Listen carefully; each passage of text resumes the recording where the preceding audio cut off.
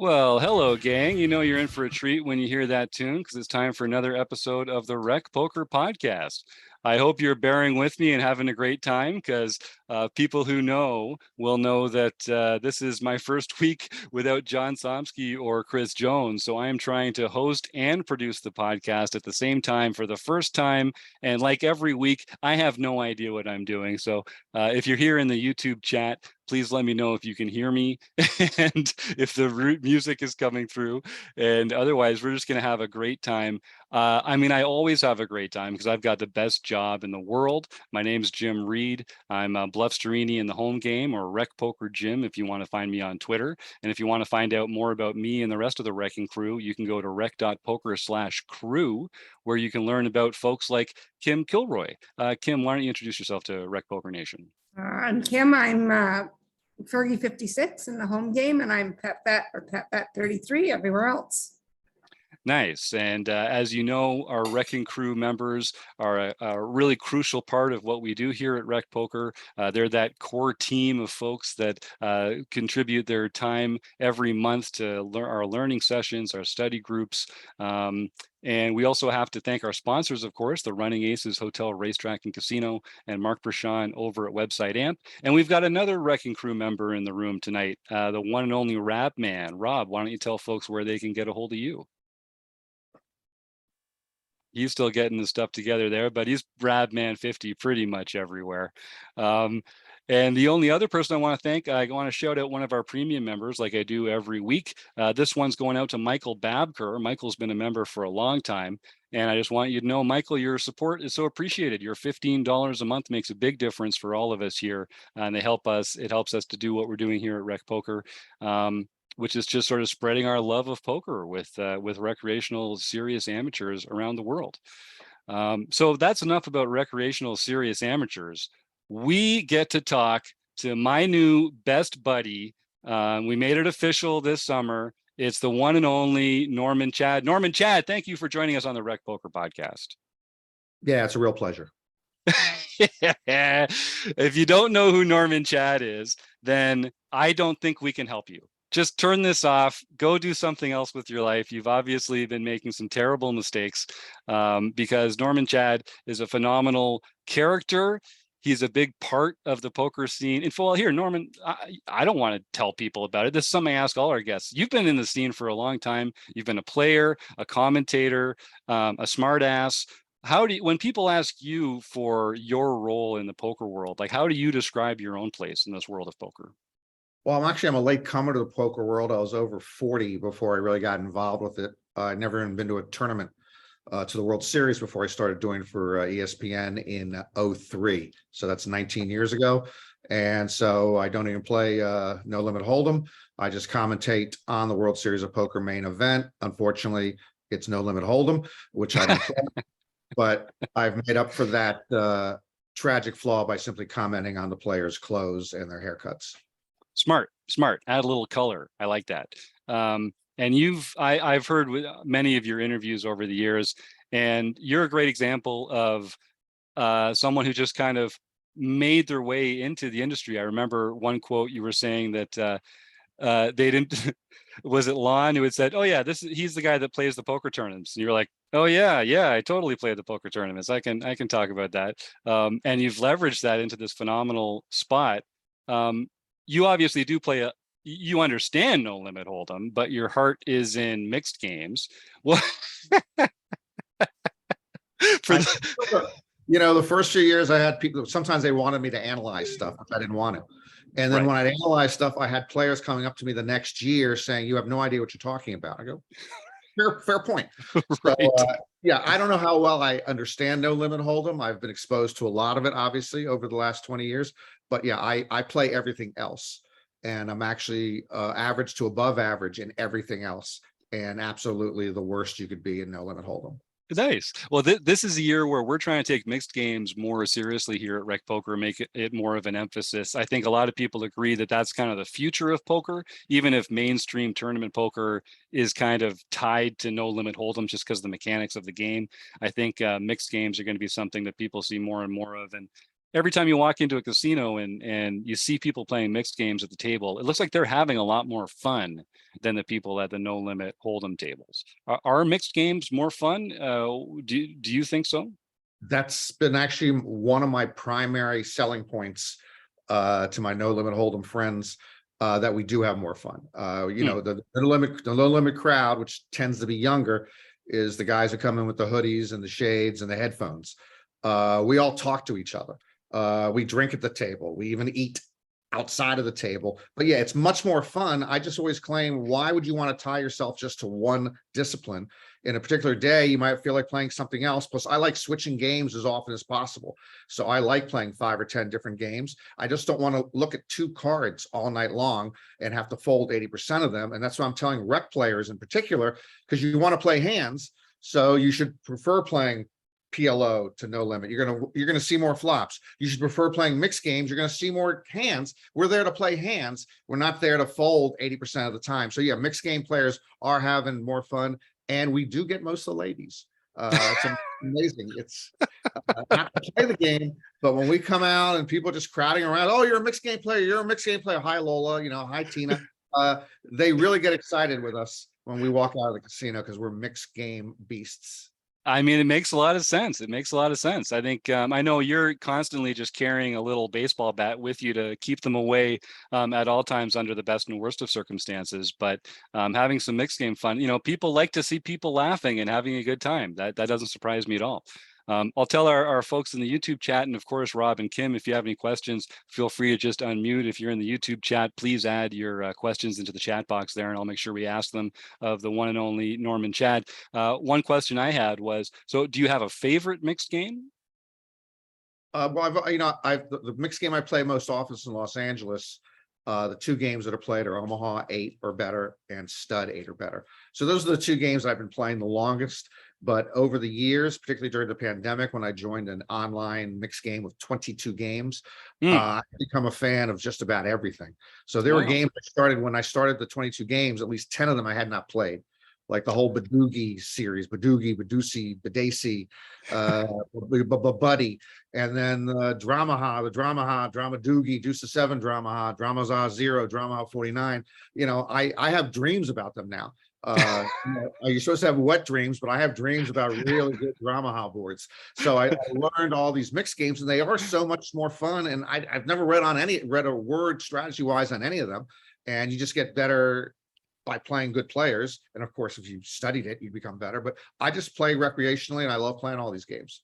Fantastic. And is there something, you've been involved in poker for a long time. You've seen a lot of the angles. You've been on both sides of the camera. When it comes to playing itself, other than kind of the camaraderie at the table, what about poker do you still really love or excites you about the game itself and playing? Well, it's sort of a cliche, but for me, it's a combination of, the challenge of playing against other people and trying to win. And then you mentioned the camaraderie. Like I would not have played online poker during the quarantine unless it was a Zoomed game. So see everybody and talk to everybody. It became sort of a de facto home game. I just don't want to sit there and click buttons. The social aspect of it is, really the important thing to me. I grew up playing social poker, home poker, hosting games. And it was always a delight. And I'm not a real people person, but for some reason at the poker table, I become a people person where I'm just different. So, to play live poker with me, I would like to play live poker with me. I think it's entertaining. So yeah, I like to have a good time with the rest of the table, and I like to compete. So those are the 2 things. And I prefer cash poker, where you can come and go and as you please. And it's over the long time, it's a greater gauge of somebody's skill than tournament poker. A lot less luck involved in the long haul and cash poker. Yeah, I think so too. You talk about growing up playing as sort of like a social game or playing back in the day a little bit. What was your introduction to poker? Was it family games or buddies around the coffee table, or how did you get introduced to it in the first place? Yeah, I didn't get introduced to it till college, actually. At the University of Maryland, just a group of us started playing. It became a once or twice a week game in which we played. And it was like a 50, it was, again, you never played no limit hold'em or limit hold'em back then. This is the late 70s, early 80s. And so we just played a lot of different split pot games and wild card games, what you do at home. So we played 50-cent limit, then we went to a $1 limit, and then we finally stretched to $2 limit. I think our junior or senior year. We didn't want to, we weren't playing for a lot. You're playing for pizza money pretty much. But that was my introduction to the game, is playing all these split pot and wild card games with college buddies. Nice. Are you still in touch with any of those buddies? Some of them. One of those buddies was ended up being my first wife. So no, we're no longer in touch. She was a very We're good at poker, one, folks. One ex-wife comment so far. Here we go. We're at one. very good poker player. And then she went to law school. She left me while she was in law school. She became a district attorney, and I might have been the first person she prosecuted, at least marriage standpoint. So she left and we were done. But she's a wonderful person, but she was a real good poker player. So I'm glad she was out of our game. Yeah, good point. And that's just good long-term thinking there, Norman. That sounds like you're putting that together properly. And where do you play these days? Is there a casino near where you live? Do you play in home games with your friends these days, or how do you get to scratch that itch in real time? I'm lucky enough, I could avoid online poker until the pandemic because I have a casino. Los Angeles has a lot of card rooms, and I live near Hollywood Park Casino, which is literally 10 or 15 minutes from my house, which in Los Angeles is like next door. So they've always had the mixed game. I've played at the Bicycle Casino here. Now the Hustler Casino has a bunch of mixed games, but I'm talking about 5, 10, 15 different games. But generally when I'm in town, I'll play at Hollywood Park and play the Omaha 8 Stud 8 mix. Nice. So a lot of our listeners and watchers probably know you best from your coverage, your work in the booth. You work with Lon a lot. Have you worked with other partners? Is there, how important is kind of that chemistry? And talk a little bit about that experience. Yeah, the chemistry is important. I mean, I never met Lon before we started doing poker together in the Moneymaker year. And if you're with a partner, whether it's like doing morning radio or newscasters that co-host, or in our situation, you spend a lot of time with each other. And it helps if you get along with each other, and sometimes you don't, and we do. And then it helps if you have chemistry. So we have like a yin yang oil vinegar thing. I'm smart and funny. Lon's an idiot. Stupid poker wise, life wise, otherwise. So we sort of meld together, and we've always gone along. And then when Lon likes to say he's been with me longer than any of my marital partners. That would be a second reference, and that's true. And so lately we've had an open marriage where we've had other partners. And when I've gone out and dealt with other partners, I go, wow, I can't believe I could have somebody really smart next to me. I didn't know you could do that. So I've been working with other people who, have a triple digit IQ, who don't make mistakes, every 5 minutes. And it's been a revelation, but then you still always go back to you dance with the one who brought you. And I always go back home to Lon. And once he sobers up, he's pretty good. So Norm, you've got this acerbic layer. Your command of humor is second to none. You play this kind of character who's a bit of a dick, frankly. But I know that I said it. But yeah, honestly, I think you're one of the sweetest people that I've encountered. Everyone who talks about you, not to your face, but behind your back, they say the nicest things about you. And we kind of, there's this tension, I think, between this facade that you have and the real Norm. Is that difficult for you at all? Like, is it a defense mechanism? Is it just you just realize how funny you can be in that way? Talk a little bit about that. You're getting me naturally. So, part of me is always going to be self-deprecating and self-effacing my whole life. But then as far as dealing with other people, I like to, it's almost like insult comedy, Yes. Don Rickles back in the day, where I like to make fun of people I like. I don't want to make fun of people who I don't know or don't like. Because they might take it the wrong way. Like, I don't know if I like you all yet, because I haven't heard, Kim and Rob speak yet, but I just say if I could, I would touch Kim's flag behind her because I'd like to be a Canadian citizen. I would tell you, Jim, if you can both host and produce this podcast on your own, you are qualified to run for any national elective office in the United States. And I would tell Rob that he's actually, without him speaking yet, he's almost like half Hulk Hogan, half Wilford Brimley to me. And I've dealt with that combination before, even though he could, he's got a little problem up here. I'm fine. This is all mine. I sent him some of this, but it's a different color. This is all mine. So that's what I would tell you all. But yeah, I just like to have fun at the poker table. And I know I've always gotten a good kick out of people coming up to me during the main event, mostly rec players, and they go, "I hope I get on a TV table so you can just smash me." People want to actually be made fun of in a friendly way, and I hope that's what I do. Yeah, no, and you nail it, man. I also like to sort of tease people that I'm friends with, and there is that kind of calibration where you have to know them well enough to know that they're going to be cool with that, and then in that way, it's actually kind of a sign of respect between people after a while when you can kind of have that kind of rapport. It doesn't suit everybody, but when you do, it's fantastic.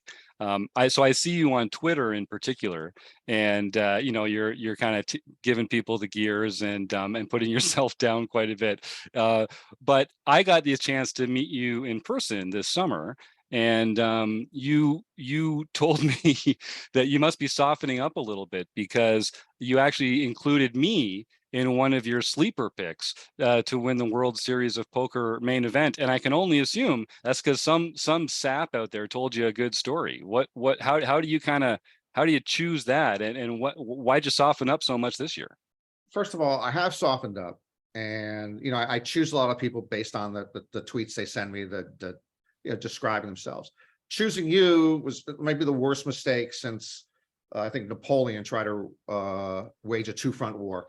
I was going to say the Hindenburg, but yeah, no, that fits. It was. I mean, you let me down. I did. Well, just so you folks know, I asked people especially once I picked them, because first they have to tell me something about themselves, and I choose it based on just a feel thing.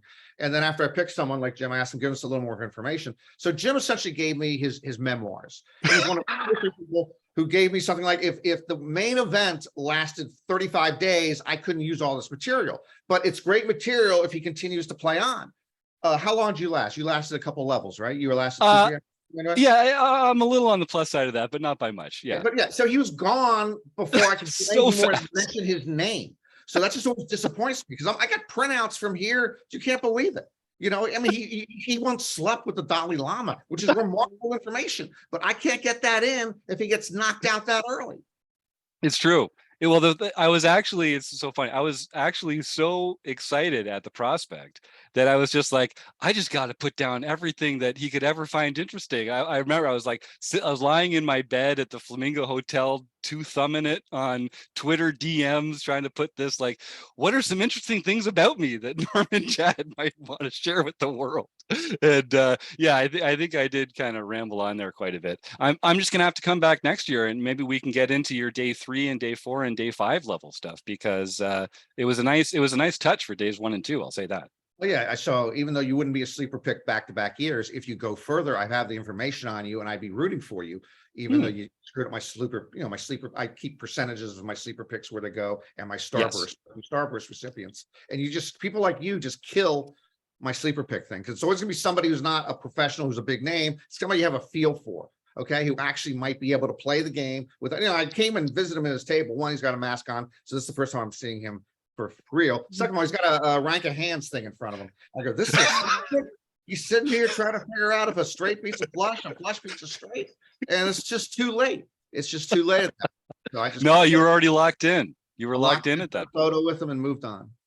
Yeah, that photo I think is currently my Twitter avatar, just in case anyone is unsure. And I literally, Norman, I was so excited about it, I actually called my mom.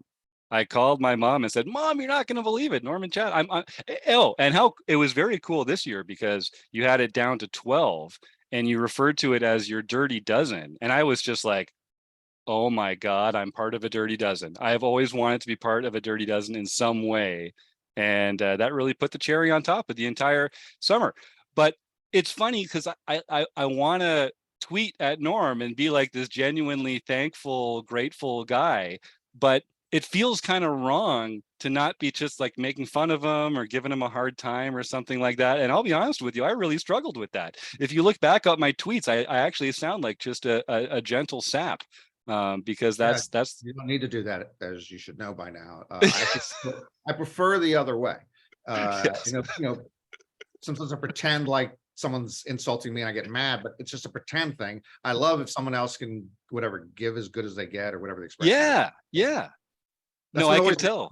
Yak with me, with my various, whoever you want to call them. I don't want to refer to the wife's situation again. But if they can just put me down, especially publicly, which they love to do over the years, that just, oh yeah, this is why I'm with her.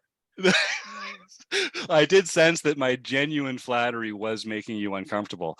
But I got to do more like Bob. I think it's Bob Mathers, Lexi Gavin's soon-to-be husband, Yeah. who, when you released your list of the sleeper picks that year, his retweet was something like along the lines of, "Is this guy hitting on me?"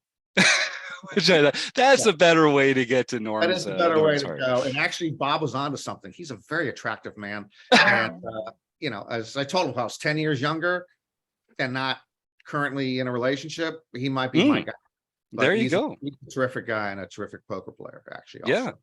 And I think, and if you're having any second thoughts about that, Norm, I'd put the moves on quick. From what I understand, there's a ceremony happening in a couple of weeks that might. Right, you're really on top of it. There is a ceremony happening very, very soon, and I might be. You know, I don't know if you saw The Graduate, Dustin Hoffman film, but I might be Dustin Hoffman pounding on the window, stopping the wedding because I want Bob, not Lexi. I want Bob. I know where the wedding is. It's in the New York area, and I might show up. There you go. Nice.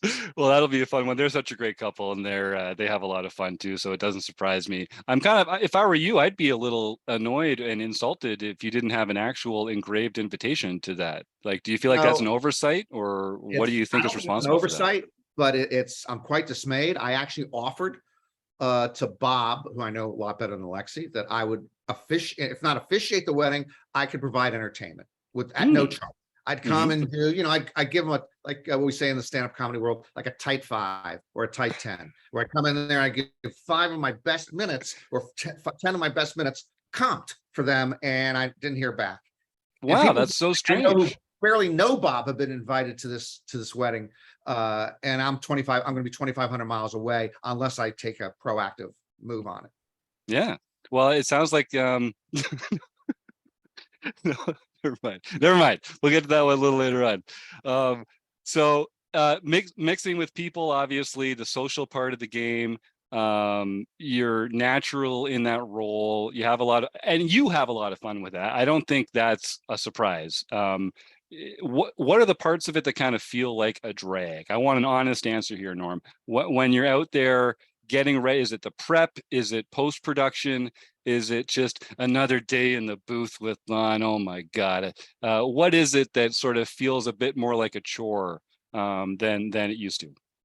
Well, it's always been difficult because again, I'm not kidding when I'm saying I'm not a people person. So when friends of mine have come out to the main event and they see me wandering the main event floor talking to people, they go, who stole and snatched your body, and how are you walking around talking with people and engaging with people? Because when I don't go to parties, I don't go to large dinners, and I'm always the person in the corner that is just trying to avoid it. So it was a big adjustment for me to walk around the main event floor. And when we used to do that earlier, there was actually purpose to it, to meet people, maybe get stories, get something unusual that we could pursue. So that part has always been sort of a struggle for me because it just isn't my natural being. I'll be very talkative in a small group that I know, but to be among strangers, that was hard for me to do at first. So that's not a drag at this point, but it always has been a difficult thing for me to just pull myself out of a shell and walk around and engage people that I don't know. Yeah, that's actually something we have in common. I really enjoy small groups or groups where I know people already and like the ice has been broken. But I also find it kind of, I don't know, draining or stressful or something to meet a bunch of people for the first time. And I think people would say that I'm pretty social as well, and sure they say the same thing about you, but there is kind of that duality to it. Yeah, Kim says it's kind of like a daunting experience sometimes, so I appreciate that. Is that something that you've like gotten better at over the years, or is it not even something you can think of in those terms? Yeah, work-wise, it's something I got better at because I started doing it. As far as in real life, and I didn't get better at it until I started therapy to help with my depression. And I explained to the therapist that, like, if I go to a party, I'm looking for either literally looking for children or dogs. I engage either one and just be able to bury myself in that world because I love kids and I Yes. love dogs. And he explained to me, he got me doing something different where he says, instead of let's flip the script. When you go in there, like you don't want to talk to anybody really. But in this way, you want to take advantage of the fact that you can talk and attack it. Like go, just dive into a group of 2 or 3 people and hey, what's going on? And you start telling stories, you start talking. And it's kind of weird for me, but that has helped. But it's still difficult for me to do that because of the depression and because of what's it, social anxiety disorder. They just put fancy names on the fact that you don't want to be around somebody. You hate people, social anxiety. So please, here, let me write you another check to make it really like it's really confusing here that I don't want to talk to anybody. I hate everybody, but you're calling it social anxiety disorder. But anyway, so he helped a lot with that. It helped with the depression. And I am better able to deal with those situations now, but I'm still far from ideal. Well, and thank you so much for just mentioning the notion of therapy and depression and that mental emotional side of the game. I think as we progress as a society, that is becoming less and less stigmatized. But I know it's still something that people kind of feel so about. What's been your experience as a public figure struggling with that and sort of the ability to just talk about it freely on a public podcast like this sort of feels like progress as well. What's that been like? That is progress. And actually, I didn't even realize I didn't go to therapy till about 5 years ago. And I never even considered the fact that I could actually be clinically depressed or severely depressed. I just thought I had a downward view towards things and I was in a bad mood and I was lonely or sad or whatever and this type of thing. And then when he pieced together all those things going back to literally childhood, and I understood what he was talking about, and it was a revelation to me. And then I've always realized, without thinking about it in terms of myself, that we don't deal with mental health issues as we should. It's gotten a lot better the last generation, but we generally it's something that's swept under the carpet, or people don't think it's like you're physically ill. The old thing is just whatever, take a pill, just look on the upside, something as stupid as that. So yeah, I had no problem then discussing it whenever it came up. In fact, I was doing a live stream a couple of years ago, and we ended up I was working with Jason Kuhn, who I had not even met, and we must have spent 45 minutes in a row on a live stream that was online poker, probably talking about depression. And I just couldn't believe we were doing this during, the poker wasn't that great. I thought one guy really misplayed his pocket jack from under the gun stuff too. But we were talking about depression left and right. And I do think it's helpful for anybody, because you think when you're depressed, you think there's nowhere to turn, and there's a lot of places to turn. And if you just talk to other people who are just alone, who have the same affliction that you do, it becomes a lifesaver. So yeah, I as a public figure, I like to talk about it a lot. That's great. And I think, talking about things with like-minded people is what we're all about here at Rec Poker. It's not just poker, but there's lots of things that you can benefit from just by sharing it with your friends, sharing it with people you trust. And we just encourage all of that around here. I know just from joining a community like this, I feel like I've worked on my own problems, not even necessarily poker related, but I feel like I'm a better citizen, a better friend, a better person, just because I'm kind of opening myself up a little more, and I'm not worried about being vulnerable to other people as much. There's a lot of lone wolf poker players out there, and I think they're kind of doing themselves a disservice by not getting more involved with a group of some kind like that. It sounds like you would agree. And poker is, again, there's a million reasons why, if you're pursuing poker as a profession, poker's a tough profession to pursue on a lot of different levels. And you just mentioned the lone wolf thing, just the nature of the game, and traveling a lot, and not being in a relationship, and the bad hours, and just being in a casino or a card room. It's a lot of things that can pile up, that if, again, you are having some issues, they get worse unless you pay attention to them or have somebody helping you. So yeah, it's besides poker players talking hands with each other, it helps if people who, again, have similar afflictions can discuss it. It's sort of a built-in support group, if we allow it to be. Yeah, that's great. And I'm going to take a little segue. If you're watching along in our YouTube chat, we're going to do our contest at the end of the show, like always. So if you, speaking of somewhere to turn to and people in distress, if you type the words food bank into the chat box, then you will be entered into our contest for a free month at Rec Poker. Go ahead and type that in now. And I'll give folks one last chance to enter any other questions for Norm that I haven't already asked here. So Norm, getting away from poker a little bit, I see you've got, looks like 40 wine bottles behind you. How's my math? As it turns out, I thought it was 40. We were talking just before we went on the air. It's actually 12 rows of 4. So it's 48 bottles. I don't think there might be a slot down here I cracked open last night. But yeah, it's 48 bottles on a very nice wine rack that was given to me by my second ex-wife. There it is. Yeah, knew it. Okay. Yeah. But I think that extended the marriage by at least a month. Oh, nice. Either whoever was leaving didn't want to leave in the wake of such a nice gift. So we were together an extra month, and it's really a great gift. And again, it's not. I love drinking wine, but I'm not a wine connoisseur. It's not like there's lots of wines up here. I'm buying most of my wines in the $10 to $20 realm. Well, there's a lot of good wine in the $10 to $20 range these days. The world's come a long way. I know Kim's got a question, but before she asks, so how do you choose the wine that you're going to buy? You say you're not a connoisseur, but you must know what you like. Are there certain varieties or certain regions, or how do you determine what's going to dance across your tongue that night? Yeah, I got a pretty wide palate. So even though I'll like let's go to the red wines. I'd like something with more body, so like a Cabernet instead of a Merlot. I'll drink Merlot. I'll drink, Pinot Noir. I'll drink Cabernet. I'll drink Chianti. So just as long as I like the taste of it, I'll just keep getting it. With my current and final wife, she cannot, because of something that happened, something with red wine. With white wine affects her now. Like allergy, but I know some people can't drink red wines because of the acidity or the red, like they can't eat tomatoes anymore. So she doesn't drink white wine. So we're drinking it. Obviously, I'm drinking 90% red wine just because of that. When I'm out somewhere without her, and I do like to go out without her whenever I can, just to drink some white wine. I'll drink some more white wines, but again, I drink whatever anybody else orders, and I know some real heavy wine drinkers in terms of their quality of wine they get. And so I'm exposed to wines that I would never be exposed to before. And frankly, I have trouble. I can tell you the difference between 4 different peanut butter brands, between Jiffy and Superman and whatever the other ones are, Skippy and Jiffy Extra Crunchy is my favorite. I can wine test me and I can tell the difference between, you could put a $250 bottle of wine in front of me and a $10 bottle of wine in front of me, and I'm going to be wrong half the time on which is 2, which is 10. So that's how much I know about wine.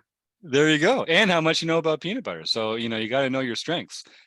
When you did come to visit me at the table on day 1 of the main event, we almost got in a scrap because I was in a hand here, and all of a sudden I just feel these hands on my jacket from behind me. You made some comment about the cut of my jacket. I was like, who the heck, what the, but it was your smiling face.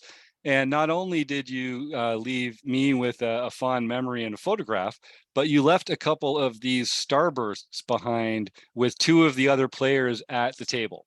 One of them was actually last week's guest, Rob Gardner, who I think did pretty well on the starburst front. He made it a few days. And the other player was this wonderful player to my right, who I know lasted out the first day. I don't remember how they finished up, but tell us a little bit about how that got started. What does the starburst signify, and why a starburst? It happened by accident. So when I started playing, I don't really play a lot of tournaments. I play at the World Series of Poker. I play 3 or 4 tournaments a year. The rest of the year, I might play 1 tournament because I play cash. And I never, I don't want to bother people because it's a tournament against the World Series of Poker, and obviously it's higher buy-in than your regular tournaments. Even though I'm playing mostly $1,500 buy-in tournaments, I'm not playing the higher ones. But $1,500 is more expensive than what you're playing around the country. Oh yeah, me too. So when I sat down, I always take the temperature of a table. Like I want to make it enjoyable. I want to have fun, but I don't want to bother people if they don't want me just, I don't want to be nonstop talking. So I noticed early on that, these tables were all more, more funereal than festive. Like people are just not in a great mood. They're all quiet. You can actually just hear chips being riffled all around the room. You can't hear a lot of talk. And my argument is, my God, we're playing poker. This is supposed to be fun. So what I found out by accident is that once I figured what it was, and it might have been a Starburst, it might have been a Lifesaver, it might have been M&Ms. I had stuff in my pocket. I offered somebody, let's say you want a Lifesaver or Starburst. As soon as I offered people a Lifesaver or Starburst, they just kind of pepped up. So I realized just by offering candy, all of a sudden we're a community. So that I've learned when I'm at strange tables, and that's why I always keep something in my pockets to get us going. And I'm not sure how that morphed. I might have been making a joke that, yeah, take the Starburst, it'll be lucky for you. And then at some point I decided, and someone came back to me, at some point and said, my goodness, after you gave me the Starburst, I ended up in that event. But I'm like, oh, it's a lucky Starburst. So I decided to incorporate that once we went to the live streams, because we didn't have the live streams before. We just did the post-produced taped episodes. So this doesn't work in that environment. So if we're going to be on a live stream every day for 5 or 10 hours, and you need stuff to talk about, I might as well give people lucky Starbursts and see who goes how far. And I can, I can mention them, I can build their story, who they are, they're a teacher, they're a cop, whatever. So it was a great way to get more people into the telecast, build more stories. And then our record's been incredible. I mean, I give them, it's based on day one, sometimes at the beginning of day two, and people who ask for them at day two are always low stacked. So they're looking for luck. So as you know, at the World Series of Poker main event, 15% of people who enter cash. And since I started the Starburst thing 4 or 5 years ago, we're cashing at about a 21% rate. Oh, wow. Starbursts to people ask for them or people I decide to give one to. So 21% is better than 15% last time I looked. Yeah, you're beating the field by 50% there or something like that. That's fantastic. Yeah, this is what I hate about poker players. When I give a Starburst to somebody who doesn't cash, they blame they blame. They're cashing at a 21% rate. You're cashing at a 15% rate at best. You don't cash. Don't take a Starburst from him. I didn't cash. Or don't take a yellow one. They're bad luck. These people. Well, poker players are always looking for someone to blame, aren't they? That's, we never want to blame ourselves. We always get it in good or get drawn out on. What they don't realize, even though they didn't cash, they went a lot farther than they would have if they didn't have the Starburst. That's possible. Good point. Too. So I'm just saying, trying to put a negative spin on a positive. What's been a positive thing? Yeah, that's great. Well, it's taken off. Like you're such a wonderful influence on the players and the people that are thinking about getting involved in the game. So whatever you're doing, man, it's working for sure. Before we let you go, tell me one thing that the poker world should be doing better. What's one thing in your opinion that the poker world needs to be doing better? Okay, and I could give you 5 things, but I'm here all night, baby. Come on. The one main thing I always tell people, and this is how I broadcast. It's just a game. Let's have fun. That for those of us who are there a lot of the time, we need to be better and nicer to those of us who are coming for the first time or the second time or the third time. We tend that the pros over the years and who don't look at the big picture tend to treat rec players, amateurs, dismissively. And I've seen that the younger ones in particular, I've seen them talking about hands that just happened. And like one of the people in the hand is sitting right there and they're talking about what I was doing. And this is what this is done. That was a really big mistake by him. It's like, we're not there. So we need to be more, we just need to have a more humane approach to everybody who's in the card room. We're all tied together. If the bad players aren't there, the good players don't make money. So if they scare away all the people who are just trying to learn the game or trying to enjoy themselves, well, you have no card room. So that's my first thing. Just be nicer to your neighbor. Talk to them. I've lived in Los Angeles nearly 30 years now. Los Angeles is a tough place to meet people. I have met the most fascinating group of people at these mixed games over the 30 years. They've become good friends of mine. And these are people and highly successful usually, but all walks of life. So we weren't talking to each other, I wouldn't find out, oh, you wrote songs for Elvis Presley. Oh, you were the police chief of Culver City's police department. Literally, I've met these people. And so just talk to them and they might become one of your closest friends. So that's the main thing I have. My other problems have to do with, and I'll just be brief on them again, is in the tournament field, which is why I don't like playing tournaments. The unlimited reentry is just the worst thing in history. I probably wouldn't even allow reentry. We've just changed the whole game. So again, it's really bad for rec players and amateur players. And as I like to say, I'll use Daniel Negreanu as an example. If I'm doing a last longer with Daniel Negreanu in any tournament, no matter what it is, he's gonna. If we play 100 tournaments together, he's gonna last longer than me, minimum 80 or 85 times. Okay, with luck involved and all that. If we then do it where he can have 3 or 4 tickets in a tournament, 3 or 4 rebuys, and I'm still buying one, he's going to last longer than me, like 97 out of 100 times. It's just insane. So the unlimited reentry, I hate. I wish we could get rid of that. And as well as late reg, where you're coming in when 25% of the field is gone already. And then the old problem that we can't solve is why is every event have 5% women in it? It should be higher. It's just that simple. I don't understand, since there's no barrier to playing, why we can't have more women in the game. I don't understand why the industry, whether it's a card room in particular, a series, doesn't market to do whatever, because why would you shut out, let's say China all of a sudden, which you can't have legalized rooms and everything. Let's say the China market opens. Are card rooms going to ignore? Is poker going to ignore? Would you ignore 1 billion people? You would go after them, would you not? Well, last time I looked, and I talk about this once in a while, approximately half of the world's population is female. I can't give you the exact numbers, but I run into women every day of the week. Why would you not market? I mean, the game is pretty good shape right now. Why would you completely ignore 1/2 of your potential market because women don't want to play? So it's just insane to me that we're still at the point where we can't get 20 or 25% of the total field or the total players being women. So that just bothers the heck out of me, and I just don't understand what the answer is to that. But surely we can get more than 5% participation from the women of this world.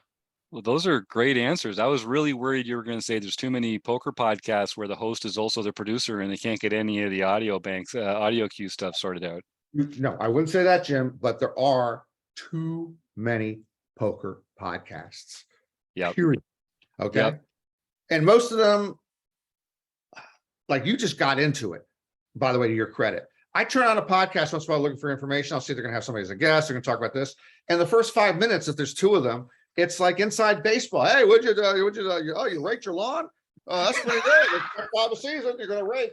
And then there was something, Peebo told me that JR saw you the other day. That was very funny.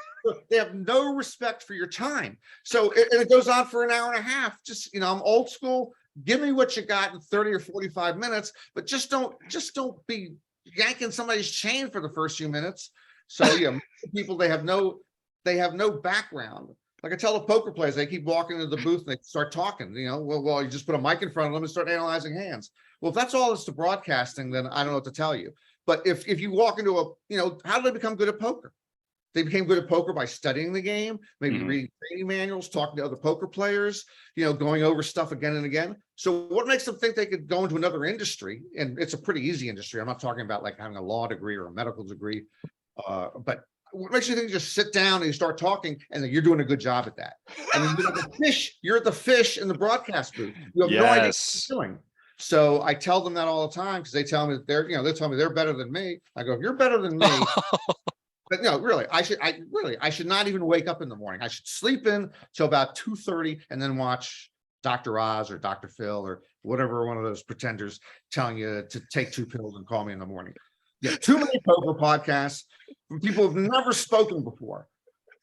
Okay, I can't let you go without following up with just one quick question then. So like folks like myself that want to improve on the podcast game, what are some things that we can do to pick up some of that savvy? Should we just call you at home and sort of get your perspective on things, or what do you recommend? Well, no, you first of all, you did not you were judicious with your viewers' time. You didn't, beat around the bush for 10 or 15 minutes before you started the thing. At the beginning, just like at the beginning, if you watch the nightly news, the old network nightly news, they might tell you just before they start, today, Ukraine fights back against Russia. Roe versus Wade causes a problem in Arkansas, and blah, blah, blah, blah. They tell you the 3 or 4 things you're going to that hooks somebody in to, okay, I do want to hear about Roe versus Wade, or I do want to hear about, the bear hunting thing and whatever it is. So to tell us at the top what's coming up is very helpful. And then just, again, don't waste our time. Just, that's just for starters. Don't waste our time. Just jump into it, just be shot out of a cannon. And you're doing much better with a listener or viewer. That's all. Cheers. All right. Well, we have one more question in the YouTube chat here from Eric Anderson, who's a big fan. What can a recreational player do to get better at mixed games? And then we're going to wrap this baby up. Well, okay. You come to my game at Hollywood Park. Yeah, that's a good smart. Bring money. Bring a big roll. And after $10,000 or $15,000 of losses, you will stabilize. No, okay. So the way to get better at mixed games is like anything else, is simply to play them, and then talk to. And like I've introduced somebody else to my online mixed game who only played 3 or 4 of the games, and I just described him what the other games were. Just basics. And you'll see, I've seen like Negrano has done really good videos, like on the 5 games and horse or something, where he just gives you the basics. And it's trial, you learn by trial and error by playing. So the idea is to get into a game that's either, very cheap, very inexpensive game that you can do online, or at a home game where they're playing games, and you just pick up stuff. Of course, there's reading material out there. That reading material didn't exist a generation ago. You can go online right now and find, you could find a tutorial on drama doogie. Somebody telling you. Right. Okay. So just find other people. And in fact, if you find other people who want to play mix, I've told this to no limit hold'em players again and again. Once you come over to mix, you often don't go back. It's just, you don't want to go back. It's just so much more enjoyable because the no limit hold'em's essentially been solved. So now if you're playing against the best player in the world, that whole GTO business and stuff, it's hard to beat them. It's the other mixed games have not been solved by the solvers yet. Plus most of the people playing them are like me. Now I'm a decent player at it, but I'm not studying the game. I'm going to make a million mistakes per session. So just come on over to the other people who are just trying to have a good time and learn the games, and you will love it. You will not want to go back to just playing 2-card poker for the rest of your life. I believe it. Well, Norman, you've earned the opportunity to go crack open one of those bottles behind you and relax for the rest of the evening. I can't thank you enough, not only for your wonderful activities over the summer and all that you do for the poker world, but to come on here and share this time with us is a gift, and I really do appreciate it. And I'll be mean to you later on Twitter, so this all balances out. But just while we're here, I think you're a real sweet guy, and I'm glad we got a chance to meet and make this connection. Thank you. Just to be honest with you, I appreciate your kind words. I lost a bet, which is why I had to come on today. I would not have come on otherwise, and it's the cheapest way to pay off the bet. Smart. And, yeah. So so I don't want you to think I'm some type of sweet guy. So let me go to this guy's podcast, who I met once wearing a white coat and a mask, and who was gone an hour later from the tournament. Well, at least you didn't have to wear that penguin suit. So there you go. There you go. All right. Well, thank you again, Norman. Have a great night, a great week. And I just hope that our paths cross again, and that it's not at a mixed game table where you can take all my money away from me. All right. It was a pleasure. See y'all later. All right. Thanks. Well, bye-bye. There you have it, folks. The one and only Norman Chad. We got him. And yeah, I will reinforce to folks, he really didn't want to come on the show, so we did have to get that bet in there. He's not someone you could just ring up and say, hey, come on my podcast. But he is such a sweetheart. I do think he's getting soft. I think he's softening up in his old age, because you can tell he's getting a little softer around the edges there, smiling more. I don't think he's the grumpy old man that he lets himself on to be. But that was some fun. I know we had a chance to get most of the questions in from the chat there. Yeah, Ben Enslow, I see you just missed it, man. Sorry about that, bad timing. But you'll be able to listen to it. This audio version will come out on Friday, and of course the video will go live immediately. Oh yeah. Yeah, I think so far there was a poll on Twitter earlier about what was going to go wrong on the show tonight, because I'm not this is my first time trying to actually manage the stream as well as hosting. The stream did start on time, and it hasn't just ended abruptly. So those ones are out the window. I don't see any smoke coming out of the PC. And there were a couple audio issues maybe early. So I'm gonna go with audio issues, which was choice A in the poll. So here, before we move on to the home game results and everything else going on in Rec Poker Land, why don't we do our roll here for who's going to win the prize this week. So you folks know, every week I just like to reinforce to folks that food insecurity is an issue that's facing a lot of people in North America, maybe even people that you might not expect. And if you want to make a difference in the world, a great way to see a big ROI on your time or your donation is to do what you can with what you have, where you are. And that often means that just making a donation or donating some time to a local community food bank is a great way to make a big difference and to help people that are in your own community. So a few folks have typed the words food bank into the chat here, and we're going to roll a die to see who the winner is. The first one in there was Evil Roy Slade, so we'll start there. Oh, and I'm going to need a bigger die. Oh my. All right, we got a few extra people in the chat for the Norman chat effect. And let's see who the winner is this week. One, two, oh, it's a double around. It is Evil Roy Slade. We hit you twice there. Dave, congratulations. You are already a Rec Poker Premium member, so I'm not going to give you a free month of Rec Poker to try it out. But we're going to take that $15 and we're going to apply that towards the coaching time of your choosing. So anyone, as we do these draws, if you're not a premium member, you'll win a free month at Rec Poker Premium. And if you are a premium member already, we'll take that $15 and apply it as a coaching credit. We've got lots of core Wrecking Crew members on the core team who offer coaching by the hour or database reviews or solver work. There's lots of other ways to work with Wrecking Crew members, and $15 is a significant portion of that hourly rate. So you'll be happy to hear that you're getting a great deal on that. Email me, my friend, jim@rec.poker, and we'll make sure that you are all set up to take that next step. So we'll go into the home game winners. We don't have John Somsky with us tonight, so I'm going to do my best to wing through it. I think at the top, we shouted out premium member Michael Babker. Michael Babker has been a premium member for a long time. We've been counting on his support for what feels like years and years. And I'm happy to say that he is the first person on the winners list here. So on August 22nd, Michael Babker, won the daily tournament, which I think is their 10th. I don't know how John has this stuff figured out. They're 22nd of all time. That looks about right. On the 23rd, it was David Westerveld, our own Evil Roy CA. So the winners keep winning. The rich get richer around here. Dave, congratulations. Not only do you get that coaching discount, but you also have another win under your belt.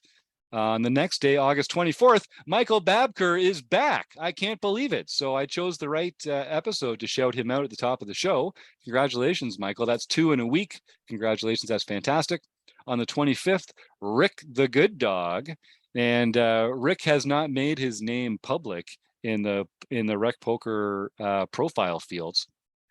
So even though a lot of people know who Rick is, I'm not going to dox him by putting his name out there. But if you're at all familiar with Minnesota poker, I think you know Rick the Good Dog. He's a constant presence in the winner's circle at Canterbury and running aces. So way to go, Rick. On August 26th, JT Guns 22, or Jay, won their second tournament. Congratulations. On the 27th, Isenma, and note the ease with which their name just rolls off the tongue, not like the good old days. Again, Isenma, I'm going to dox you. Your name is Spike. I know that much for real. But you also have not made your Rec Poker profile name visible. So feel free to go in and update that if you want us to be able to shout you out. And this must be the week of repeat winners on the 27th in the mixed event. David Westerveld again, Evil Roy CA winning their second mixed event of all time, but I believe that's their 32nd overall tournament win in the 2 or 2.5 years that we've been doing this together. Dave, congratulations, man. That's really impressive. And then in our international series, Rick the Good Dog is back for the Saturday morning tournament, picking up a win there. And then in the Saturday afternoon tournament, Elvita 11, Joe Koulis, who's a great guy and an active participant in a lot of our study groups and strategy conversations. So no surprise, he's showing up again in the winner's circle. Way to go, Joe. And then the LPP, oh my God. So every Sunday, we have a Learn Pro Poker tournament. So it's the same tournament. It's the same Sunday night tournament as all our other daily events. But whoever wins on Sunday, you get a whole free month at the Learn Pro Poker training site that Ryan LaPlante and KL Cleaton and all those guys and gals have put together over there. It's a fantastic site. They do a fantastic work, and they're great friends of the show. And the winner this week was Michael Babker.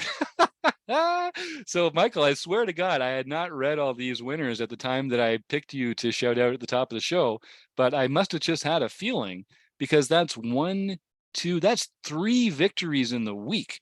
So Michael won basically a third of the tournaments that are going on at Rec Poker this week. That is really impressive. So way to go to Michael Babker. Send me an email, my man, jim@rec.poker.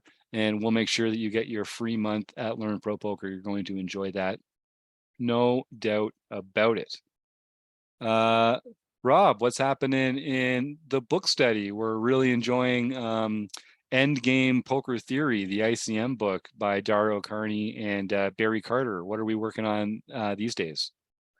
We're going through hand histories, basically, or going through situations, right? We got halfway through the short stacks situation. So what to do when you're a short stack. Then we'll do the big stack, and then we'll do the medium stack. So next, probably 2-3 more sessions will be through the book. And then I'm going to be looking at putting a poll out there real soon to see what we can generate some interest in the next book, see who wants to do what. Mm-hmm. Yeah, we let the people talk, and then we listen. The people talk and we listen. So Rob's going to be looking to some of our members to add some input and help us select what will be the next book study. So you look for that on Twitter and on the website soon. We'll be doing a poll, and that's going to be a lot of fun. And it's not too late to get involved in this series. We record all the sessions, and they're available in the video archive for premium members. And we're going to have a little Q&A at the end of it. I'm not sure if it'll be Barry or Dara who comes to talk about the book, but they're both great sports and have a lot of fun talking to recreational players about this stuff. So it's not too late to catch up on the old episodes and get up to date, and then join us for the last couple and the Q&A. I think that would be a lot of fun. I want to just shout out, it is the end of August right now. Next Monday night is going to be Labor Day. So loyal viewers and listeners, we will not be doing a recording of the show on Monday night. We actually pre-recorded our interview with the one and only Rob Washam. That's right. It's our own man, Rob. So we recorded that a little earlier. That episode will be coming out next week, but we won't be recording the show. So enjoy your long weekend, everybody, and we'll catch up with you on the other side. The only other thing I would say is that we're constantly looking at new ways to get involved with the poker community here at Rec Poker. One of the things that we're going to be doing later this year is doing more written work, blog posts and articles on the Rec Poker blog. And this feels to me like a great way for some of our listeners to get more involved. So if you've ever thought, oh, I could write a blog article, or I'd be interested in editing or contributing or somehow getting involved in the written word. It's not just for premium members or Wrecking Crew members. I'd like to hear from all sorts of different kind of poker fans and poker players with different perspectives on poker. We've got a lot of brainstorming to do still about what might come out in some of these articles or blog posts. So like I say to everybody, there's room for you. If you love poker, there is room in the poker world for you to share that love with the rest of the world. If there wasn't, I wouldn't be here. Lord knows I'm not qualified to be here. So if just like Norman Chad, fighting his way in, like Kevin Mathers, just doing what he does until someone starts picking it up and paying him to do it, there's room for you out there as well. So if you'd like to get more involved with Rec Poker as a writer, or if you have some other skills that you'd like to share with the poker world, send me an email, jim@rec.poker, and let's take the world on together. You never know what you could do that might make a little room for you in the poker world, but I guarantee you there is space here for you. Is there anything else, gang, that we should mention before we roll on out of here? I will say another thing. We've made some changes to the website over the last little while, and we're going to continue tweaking it a bit. If you're a premium member and you're listening to this, any premium member at any time, I'm happy to just take 15 minutes over Zoom, and we can just talk about the website. I can show you how to find things that you want to find. We can just talk about poker. We can go over a hand that's been troubling you or something like that. So if you're a premium member, just send me an email, jim@rec.poker. I'll send you a link and we can get together for 15 minutes and talk about whatever's on your mind, and hopefully unlock some of those website secrets that people can get the most out of that as well. So I think failing that, we are just going to roll on out of here. Huge thanks for what a great sport Norman Chad is. I told him last week, we're not going to have a producer. It's probably going to go really badly. But he was such a good sport. And he came along anyway, and we had a lot of fun. And I really do want to thank him for that. Rob, did you have something there you wanted to add? Nope. Well, then I'll just thank Mark Prashant at Website Amp and everyone over at Running Aces Hotel, Racetrack, and Casino. Rob and Kim for joining me in the chat here, and everyone on YouTube for popping your heads in and adding some questions, but mostly you, the listeners. All right, everybody, thanks so much, and we'll see you again soon.